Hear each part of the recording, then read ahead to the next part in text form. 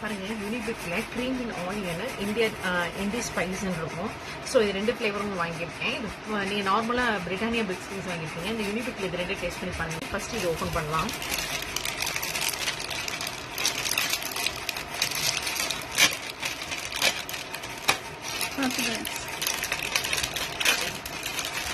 இது பார்த்தீங்கன்னா உள்ள இந்த மாதிரி 1 2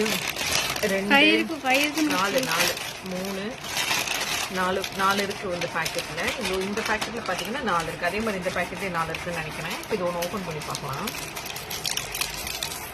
ஸ்மால் கட் சைன்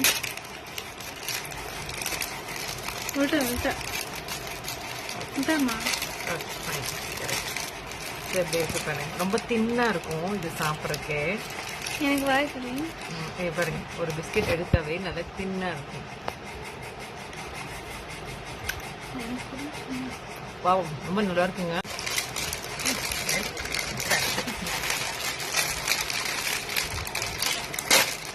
இதுலயும் பாத்தீங்கன்னா இதுவும் அதே மாதிரி தான் 4 பேக்கெட் இருக்கு. 1 2 3 4 பேக்கெட்ஸ் இருக்கு. இது ஒன்று ஓபன் பண்ணி பார்க்கலாம்.